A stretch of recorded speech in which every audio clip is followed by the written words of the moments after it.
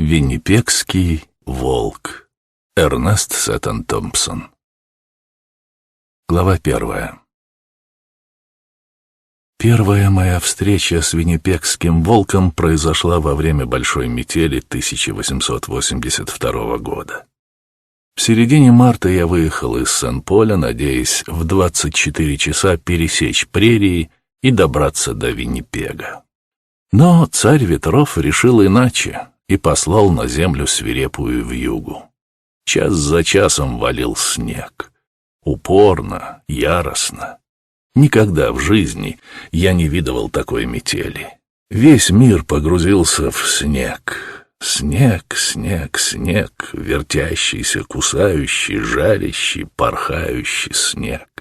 И пыхтящий чудовищный паровоз вынужден был остановиться по приказу этих воздушных перистых кристаллов непорочной чистоты. За преградившие нам путь заносы взялось много сильных рук с лопатами, и час спустя наш паровоз сдвинулся с места для того лишь, чтобы застрять в следующем сугробе. Нелегкая была эта работа. День за днем, ночь за ночью мы попеременно то зарывались в сугробы, то вылезали из них, а снег все продолжал виться и кружить в воздухе. 22 часа до Эмерсона, — сказал железнодорожный служащий, но прошло 2 недели, прежде чем мы достигли Эмерсона с его тополевыми рощами, лучшей защитой от заносов. Отсюда поезд пошел быстрым ходом. Тополевые рощи становились гуще, переходили в большие леса, тянувшиеся на целые мили, с редкими просветами там и сям. Приближаясь к восточной окраине Виннипега, мы медленно проехали мимо небольшой просеки в 50 шагов ширины, и посреди нее я увидел картину, потрясшую меня до глубины души. На полянке стояла большая стая собак, больших и малых, рыжих, белых и черных. Собаки волновались и робели. Одна маленькая желтая собачонка лежала на снегу. В стороне рвался и лаял огромный черный пес, держась, однако, все время под прикрытием толпы, а посередине стоял большой угрюмый волк. Волк, он показался мне львом. Он стоял один-одинешенек, решительный, спокойный, с ощетинившимся загривком и прочно расставленными ногами, и поглядывал то туда, то сюда, готовый к атаке по всем направлениям. Изгиб его губ напоминал презрительную усмешку, хотя это был, вероятно, всего лишь обычный боевой оскал. Под предводительством волкоподобной собаки, которой следовало бы стыдиться такого предательства, свора бросилась на него, должно быть, в 20-й раз. Но рослый серый зверь метнулся туда-сюда, хлопнул ужасными челюстями. Щелк, щелк, щелк. Волк не визжал, не выл и не лаял. Между тем в рядах его врагов раздался не один предсмертный вопль, прежде чем они снова отпрянули от него, оставив его по-прежнему неподвижным, неукротимым, невредимым и презрительным. Как бы я хотел теперь, чтобы поезд снова застрял в снегу. Сердце мое рвалось к серому волку. Мне хотелось бежать к нему на помощь. Но белоснежная поляна промелькнула мимо, тополевые стволы заслонили ее, и мы понеслись дальше. Вот все, что я видел, и, по-видимому, это было очень немного. Но несколько дней спустя я узнал, что удостоился редкостного зрелища, увидев при свете дня чудеснейшее существо, не более не менее, как самого виннипегского волка. Странная у него была слава. Это был волк, предпочитавший город лесам, равнодушно проходивший мимо овец, чтобы убивать собак, и неизменно охотившийся в одиночку.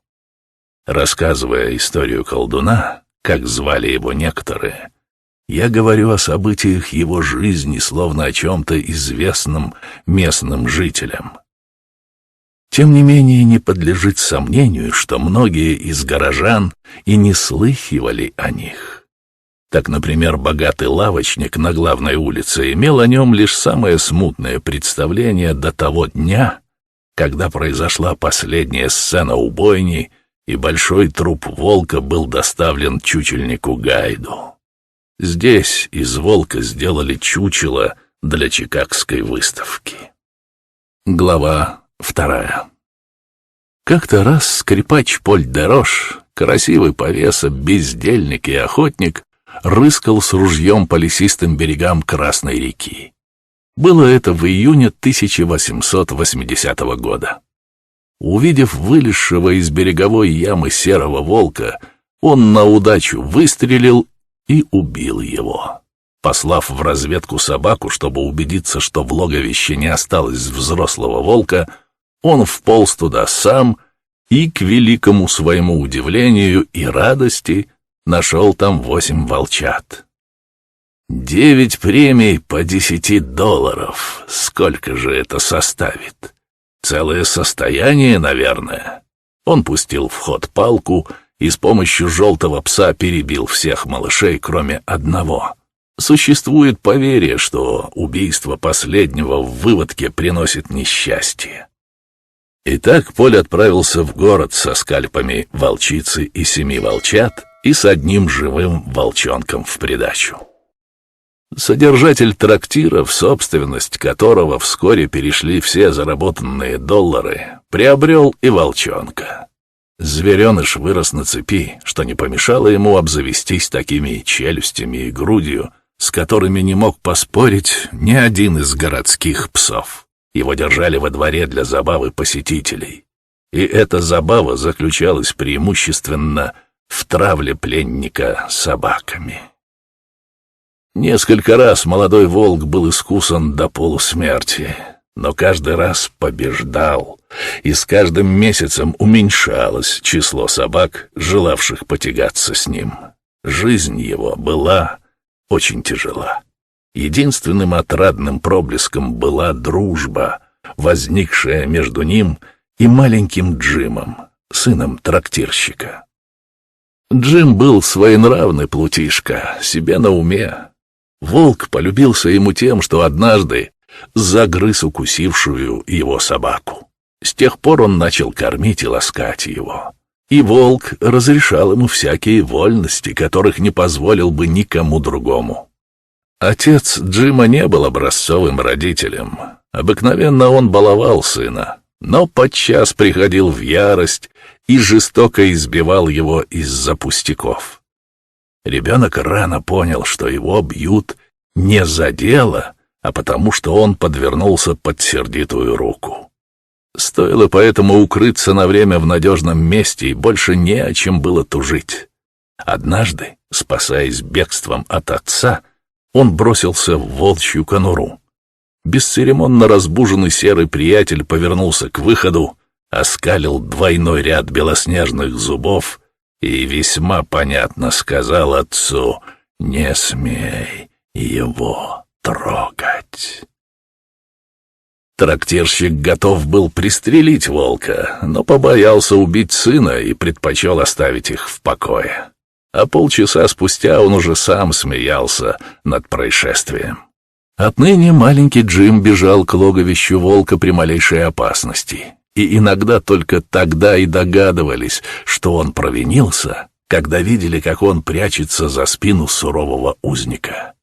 Трактирщик был скуп, поэтому конторщиком у него служил китаец. Это было безобидное, робкое существо, с которым скрипач Поль позволял себе не стесняться.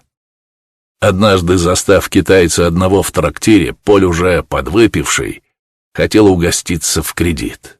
Но Тунглинг, послушный полученному приказанию хозяина, отказал ему. Поль кинулся к прилавку, желая отомстить за оскорбление.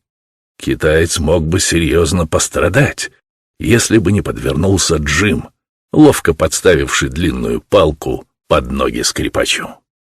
Скрипач растянулся на полу. Потом он поднялся на ноги, клянясь, что мальчишка поплатится за это жизнью. Но Джим воспользовался близостью двери и мгновенно очутился в волчьей конуре. Увидев, что у ребенка есть покровитель, Поль схватил длинную палку и, став на почтительном расстоянии, принялся избивать волка. Серый зверь рвался на цепи, отражая бесчисленные удары и хватая палку зубами. Однако ему приходилось плохо. Вдруг Поль заметил, что Джим, язык которого ни на миг не переставал работать, возится с ошейником волка, и что волк вскоре очутится на свободе. Мысль, что он окажется во дворе один на один с разъяренным чудовищем, заставила содрогнуться храброго Поля. Тут послышался умильный голос Джима. «Потерпи немного, волчок. Еще чуточку подожди, и ты получишь его на обед. Держи его, славный волчок». Этого было достаточно. Скрипач бежал, старательно закрывая за собой все двери. Дружба между Джимом и его любимцем росла. Чем старше становился волк, тем яростнее он ненавидел собак и пахнущих водкой людей. Зато его любовь к Джиму и всем прочим детям росла с каждым днем. В это время, осенью 1881 года, фермеры сильно жаловались на то, что волки очень размножились и истребляли стада. Отрава и капканы оказались бессильными, и понятно, что когда в Виннипегском клубе появился знатный немецкий путешественник, сообщивший, что у него есть собаки, способные в короткое время избавить страну от волков, его речи возбудили всеобщее любопытство. Ведь скотоводы — большие любители охоты, и мысль освободить округ от волков с помощью своры волкодавов казалась им очень заманчивой. Немец вскоре привел двух великолепных датских догов.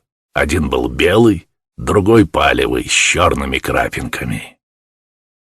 Каждый из этих огромных псов весил около 200 фунтов. Мускулы у них были как у тигров, и все охотно поверили словам немца, что одной этой пары достаточно, чтобы одолеть самого крупного волка. Немец так описывал их обыкновение охотиться. «Нужно показать им след, и будь он хоть суточный, они тотчас же побегут искать волка. Их ничем не собьешь. Как бы волк ни прятался и не кружил, они живо отыщут его. Чуть только он кинется бежать, палевый пес хватает его за бедро и подкидывает вот так». И немец подбросил кверху ломтик хлеба. И не успеет он спуститься на землю, как белый вцепится ему в голову, палевый в хвост, и он будет разорван пополам. Все это казалось весьма правдоподобным. Всякому хотелось проверить собак на деле. Многие из местных жителей считали возможным встретить волков на Ассинибуане, и охотники не замедлили снарядить туда экспедицию. Но напрасно, проискав волков в течение 3 дней, они готовы уже были отказаться от охоты, когда кто-то вспомнил, что у трактирщика есть цепной волк, которого можно дешево купить и который, хотя ему только год, вполне пригоден для испытания собачьих способностей. Стоимость волка сразу повысилась, когда трактирщик узнал, для чего он нужен охотникам. Кроме того, ему совесть не позволяла продать волка. Однако совесть сразу перестала мешать ему, едва охотники сошлись с ним в цене. Теперь нужно было удалить маленького Джима.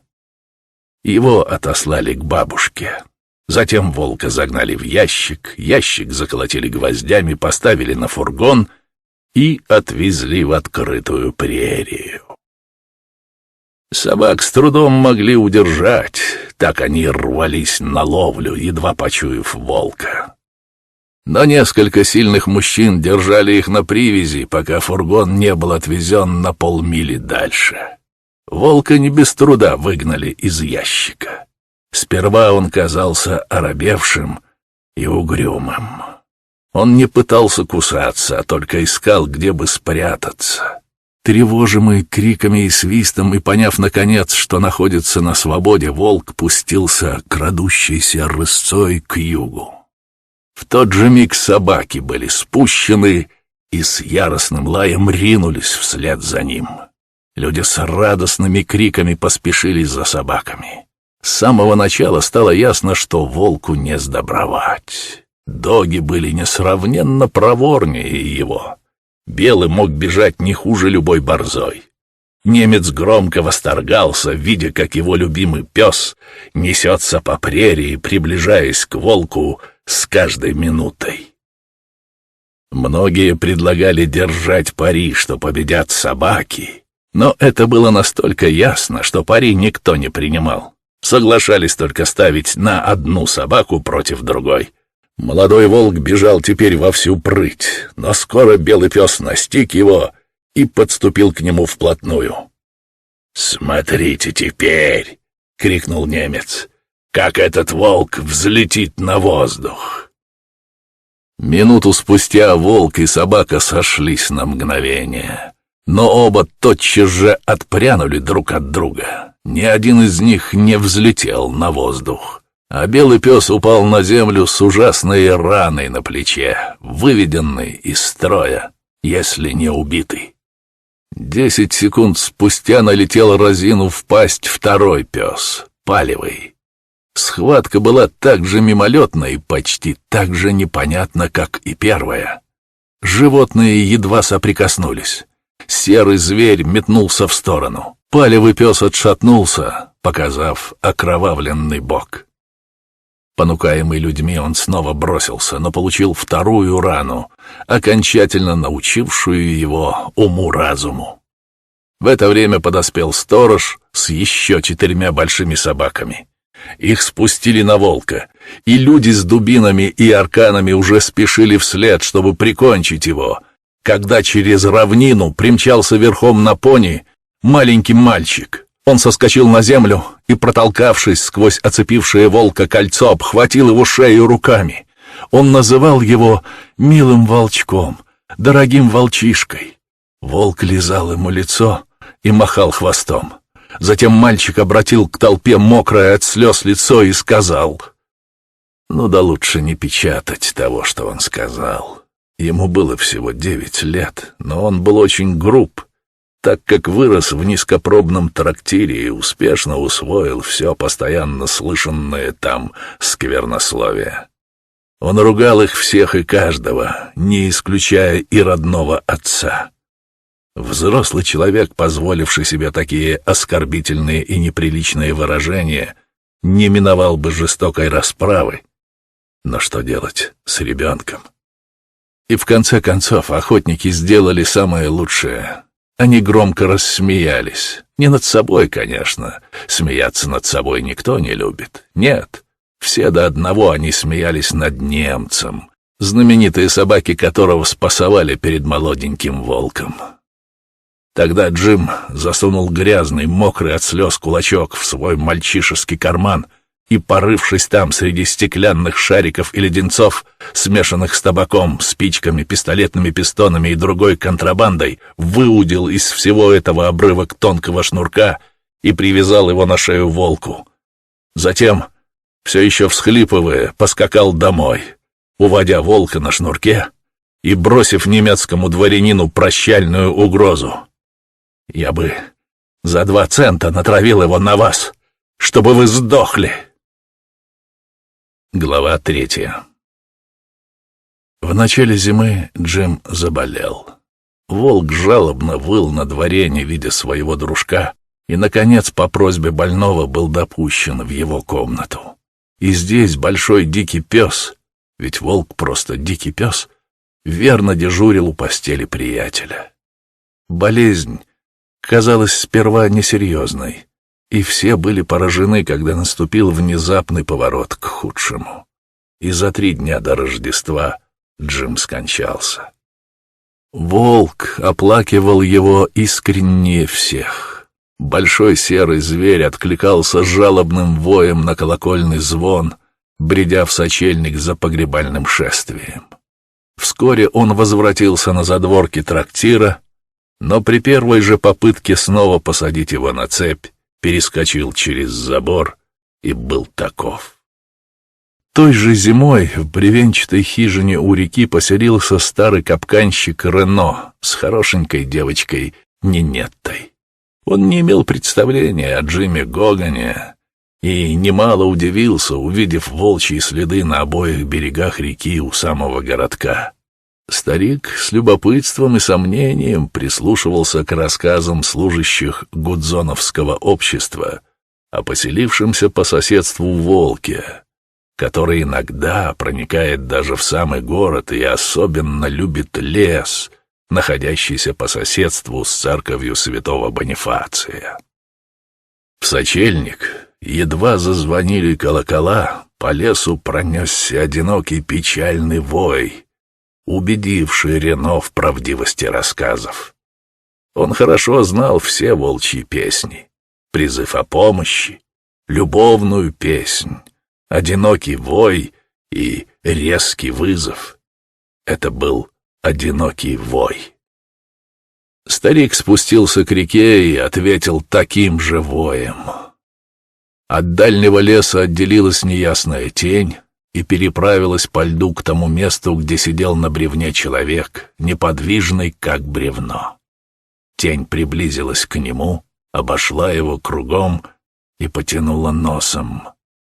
Тогда глаза ее разгорелись, она зарычала, как рассерженная собака, и скользнула обратно во мрак.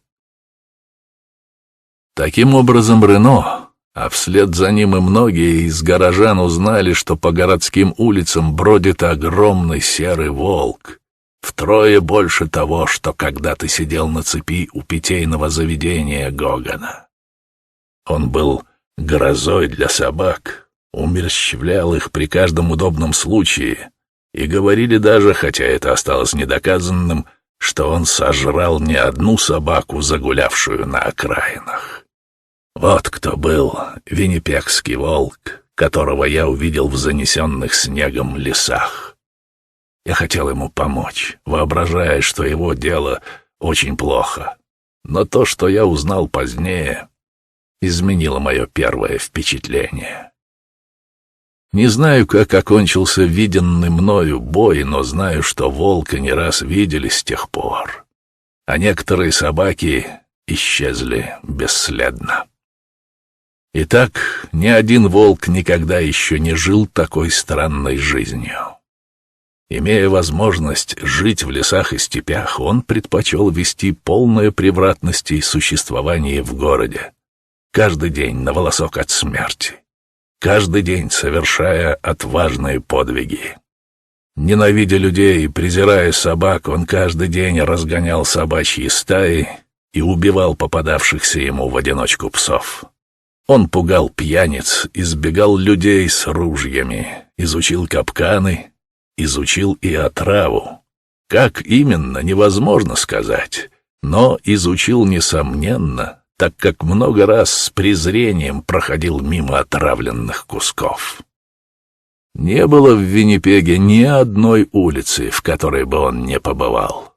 Не было полицейского, который не видел бы его быстро мелькающей неясной тени в сером рассвете. Не было собаки, которая не дрожала бы от ужаса, когда предательский ветер доносил весть о близости старого колдуна. Он жаждал войны, и врагом его был весь мир. Но не было случая, чтобы волк обидел ребенка. Глава 4. Нинетта родилась в пустыне. Мать ее была индианка. Серые глаза она унаследовала от нормандца отца и была теперь прелестной девушкой 16 лет, первой красавицей во всем округе. Она могла бы выйти замуж за любого из богатых и степенных женихов в околотке. Но избранником ее сердца стал Поль де Рош. Видный малый лихой танцор и недурной скрипач, Поль на расхват получал приглашение на все пирушки и был неисправимым пьяницей. Рено поступил правильно, прогнав его, когда он пришел свататься, однако это ни к чему не привело. Покорная во всем остальном, Нинетта не хотела отказаться от своего избранника. На другой же день после того, как отец ее отказал ему, она обещала Полю встретиться с ним в лесу за рекой. Пробираясь по глубокому снегу к назначенному месту, Нинетта заметила, что следом за ней идет большая серая собака. Животное показалось ей вполне дружелюбным, и девочка, так как она была еще просто девочкой, не испытывала никакого страха. Но когда она приблизилась к месту, где ее дожидался Поль, большая собака вышла вперед, злобно ворча. Поль взглянул, узнал в звере большого волка и бросился бежать, как последний трус. Позднее он говорил, что побежал за ружьем. Должно быть, он забыл, где оно может находиться, так как влез за ним на дерево. Между тем Нинетта побежала по льду домой, чтобы предупредить знакомых о грозящей Полю опасности. Не найдя на дереве огнестрельного оружия, отважный рыцарь смастерил копье, прикрепив свой нож к сучку, и ухитрился нанести волку мучительную рану в голову. Зверь грозно зарычал, но отошел на некоторое расстояние, выказывая, впрочем, твердое намерение дождаться, пока человек спустится на землю. Но приближение толпы изменило его решение, и он ушел. Скрипачу Полю легче было объяснить свое поведение Нинетте, нежели другим. Она по-прежнему любила его. Но отец ее относился к нему с таким безнадежным презрением, что они решили обвенчаться тайно, как только Поль возвратится из форта Александра, куда он отправлялся в качестве погонщика собак. Он считался опытным собачьим погонщиком, так как был беспощадно жесток. Рано утром, выпив на дорогу, Поль бодро двинулся вниз по реке. Быстро неслась по льду упряжка из 3 лаек, рослых и сильных, как телята, и свирепых, как разбойники. Они проехали на полном скаку мимо жилища Рено на берегу, и Поль, щелкая бичом и следуя бегом за собаками, махнул рукой стоявшей на пороге Нинетте. Вскоре сани со свирепыми собаками и пьяным погонщиком исчезли за поворотом реки. И никто с тех пор никогда не видал скрипача Поля. В тот же вечер лайки одни возвратились в форт Гарри. Они были обрызганы запекшейся кровью и ранены в нескольких местах. Но, как это ни странно, совсем не голодны. По следу отправились разведчики. Они разыскали на льду пакеты, которые вез Поль. На берегу реки валялись обломки саней. Недалеко от пакетов нашли обрывки, принадлежавшей скрипачу одежды. Ясно было, что собаки загрызли и съели своего погонщика. Владелец собак был очень расстроен этим происшествием. Он мог за него поплатиться своими псами. Отказываясь верить слухам, он решил лично проверить дело. Рено был послан сопровождать его. И не прошли они и 3 миль до рокового места, как старик указал на очень крупные следы, переходившие с восточного берега реки на западный, позади саней. Он повернулся к владельцу собак и сказал на ломаном английском языке: «Большой волк шел за санями». Тогда они по следу переправились на западный берег. За Гилдонанским лесом волк сменил галоп на шаг, перестал гнаться за санями и направился было к лесу. Но Поль что-то уронил здесь, быть может, пакет. Обнюхав оброненную вещь, волк узнал, что в санях едет пьяный Поль, который рассек ему когда-то голову. Через милю след бегущего волка уже тянулся по льду за самыми санями. Человеческие следы теперь исчезли, так как человек вскочил в сани и погнал собак. Чтобы облегчить сани, Он срезал поклажу. Вот почему свертки были разбросаны по снегу. Как скачут собаки под взмахами бича. Вот валяется на снегу нож Поля. Должно быть, он уронил его, пытаясь защищаться от волка. А здесь волчий след исчезает, но сани стрелой несутся дальше. Волк вскочил в сани. Собаки в ужасе прибавляют шагу, но в санях сзади летит волк. Через минуту все кончено. Человек и волк скатываются с саней. Волчий след снова появляется на восточном берегу и вскоре исчезает в лесу. Сани несутся к левому берегу, где задевают за корень дерева и разбиваются. Снег рассказал старику Рено о том, как собаки, запутавшись в упряжке, стали драться между собой, пока не порвали постромки. Затем, как они нашли труп своего бывшего мучителя и устроили пир. Хорошего здесь было мало. Но все же с собак было снято обвинение в убийстве. Ответственность, несомненно, падала на волка. И Рено, когда прошел первый страх, сказал со вздохом облегчения: «Это виннипегский волк. Он спас мою девочку от Поля. Он всегда был добр к детям». Глава 5. Рождество. Ровно 2 года спустя после смерти маленького Джима. На эту охоту, казалось, согнали собак со всей стороны. Были здесь 3 лайки из упряжки Поля. Владелец считал их присутствие необходимым. Были и доги, и ищейки, и целая свора дворняжек, не помнящих родства. Все утро прошло в безуспешных поисках в лесах, лежащих на восток от лесов Святого Бонифация. Но по телефону пришло известие, что волчий след замечен в Асинибуанских лесах, на запад от города. И час спустя охотники уже мчались по горячим следам виннипегского волка. Вот они несутся. Стая собак, отряд всадников, толпа пеших мужчин и мальчиков. Волк не боялся собак, но он знал, что у людей есть опасные ружья. Он направился к темной линии Асинибуанских лесов. Но всадникам было раздолье на равнине, и они, скоро обогнав волка, заставили его повернуть обратно. Он помчался вдоль оврага к колонне Крик, и там избежал свистевших уже над ним пуль. Дальше он повернул к забору с колючей проволокой и, перескочив через него, на время избавился от всадников. Он по-прежнему держался лощины, недоступной для пуль. Собаки уже приближались к нему. Вероятно, он только и мечтал о том, как бы остаться с ними наедине, хотя их было 40 или 50 против одного. Теперь они уже окружили его, но ни одна не решалась подступиться. Сухопарая борзая, понадеявшись на свою прыть, придвинулась было сбоку, но удар волчьей морды сбил ее с ног.